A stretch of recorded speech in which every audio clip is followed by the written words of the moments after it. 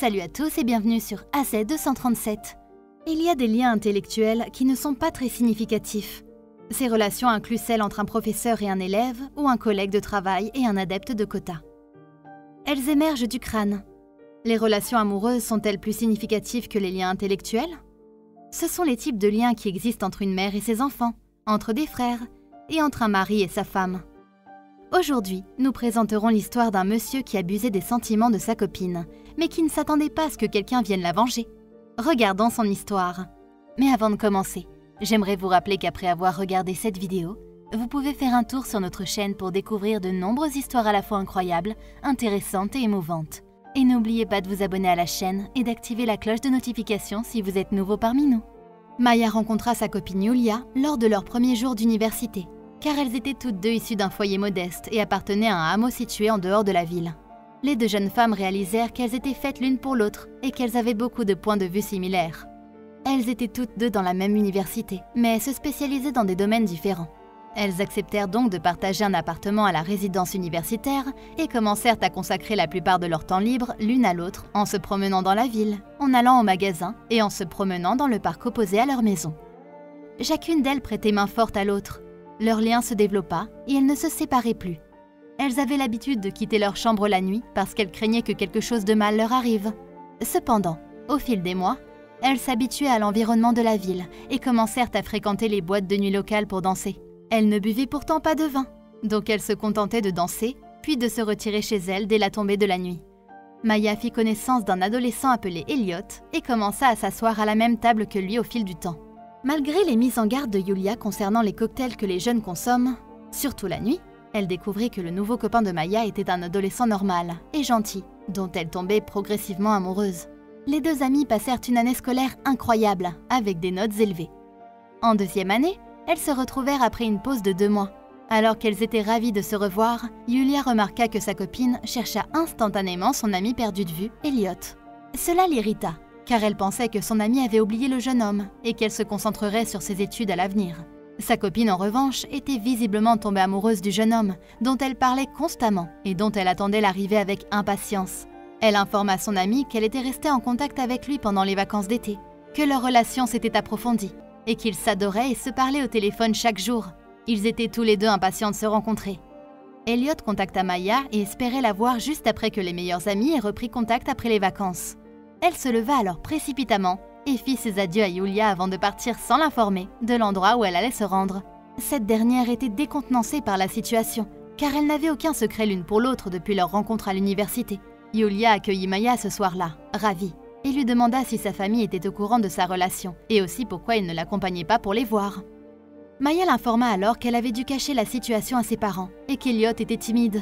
Par conséquent, il était catégorique sur le fait de ne pas les rencontrer pour le moment. Et qui sait, peut-être l'obtiendra-t-il lorsqu'il lui fera sa demande. Yulia encourageait sa copine à l'accompagner pour qu'elle puisse voir et ensuite apprendre à connaître Elliot. Ils commencèrent à sortir tous les trois ensemble et à passer de bons moments. Un jour, Maya informa Yulia qu'elle et Elliot avaient prévu de se marier pendant les prochaines vacances d'été et qu'ils avaient commencé à organiser l'événement. Elle était folle de joie en apprenant la nouvelle. Elle lui souhaita tout le bonheur du monde. Yulia conseilla à son amie d'économiser des fonds pour préparer le mariage, car elle savait que les parents de son amie n'avaient pas assez de moyens financiers pour organiser la cérémonie en raison du faible salaire de son père. Sa mère n'avait pas réussi à trouver un emploi à la suite de ses recherches. Les deux amies avaient réussi à trouver un emploi dans une école maternelle où elles travaillaient la nuit pendant 2 heures, s'occupant des enfants de la crèche. Lorsqu'elles touchèrent leur premier salaire, elles allèrent acheter ensemble des vêtements de mariage dans le même magasin de vêtements. Maya, en revanche, stupéfia son amie. Elle acheta une chaussure coûteuse pour son copain. Mais elle refusa d'acheter des vêtements pour elle-même, car l'argent qu'elle avait sur elle était à peine suffisant.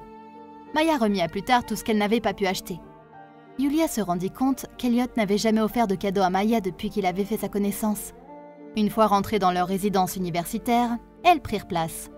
Yulia demanda à Maya si les parents et les proches d'Elliot étaient au courant de l'événement à venir. Maya l'informa ensuite qu'Elliot lui avait promis que tout serait parfait et qu'il attendait avec impatience le jour de leur mariage. Yulia incita sa copine à aller voir Elliot et à lui demander de tout révéler sur son mariage à venir, y compris ce que ses parents lui avaient dit. Maya demanda à son Elliot ce que pensaient ses parents du mariage prévu.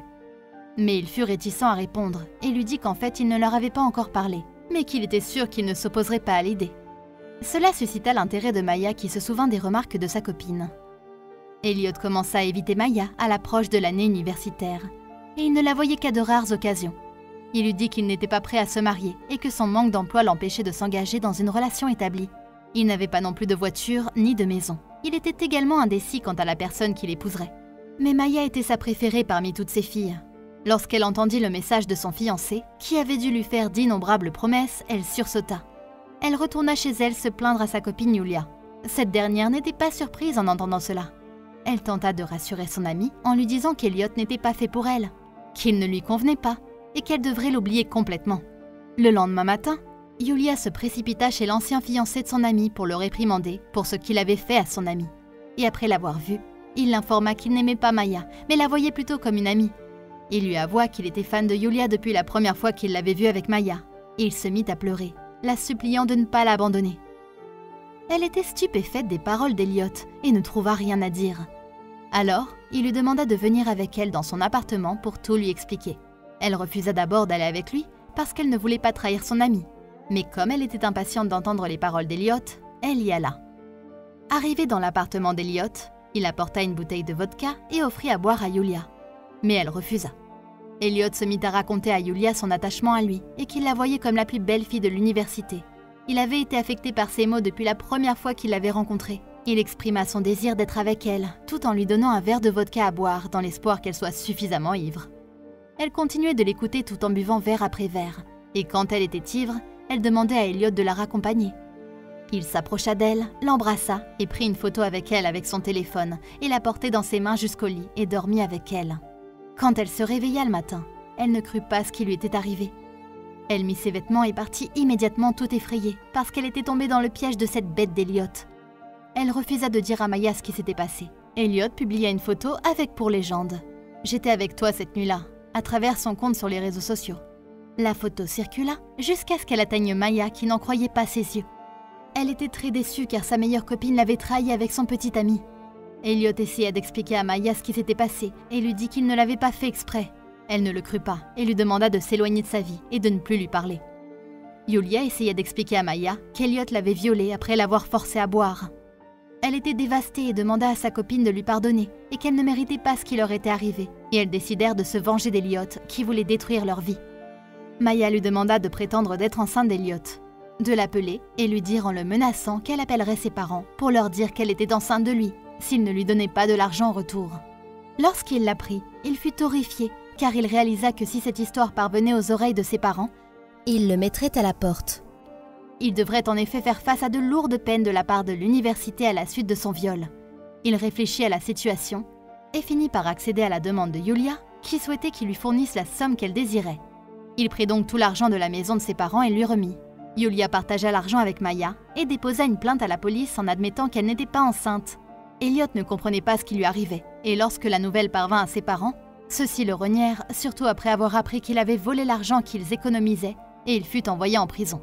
Yulia et Maya se marièrent 5 ans plus tard, et toutes deux eurent des enfants. Mais Elliot souffrit beaucoup en prison, et lorsqu'il fut libéré, il se retrouva seul. À leur manière, les deux femmes s'étaient vengées du jeune homme qui les avait trompées et purent rétablir leur relation. Votre meilleur ami vous a vu sous votre pire jour et continue de vous aimer. Il n'a pas besoin de vous voir tout le temps belle et bien habillée. Vous pouvez arriver avec des bigoudis et le plus gros bouton que vous ayez jamais vu. Il est toujours de notoriété publique que votre ami le plus proche vous connaît probablement depuis plus longtemps que votre partenaire, qu'il est digne de confiance, loyal et investi dans votre vie. Votre meilleur ami vous a probablement connu en tant que collégien débraillé et dégoûtant, ou lorsque vous vous êtes vomi dessus en première année. Quelle est votre opinion au sujet de cette histoire? Dites-le nous dans les commentaires. Si vous avez aimé cette vidéo, alors cliquez sur le bouton j'aime et partagez-la autour de vous. À très bientôt sur AZ237.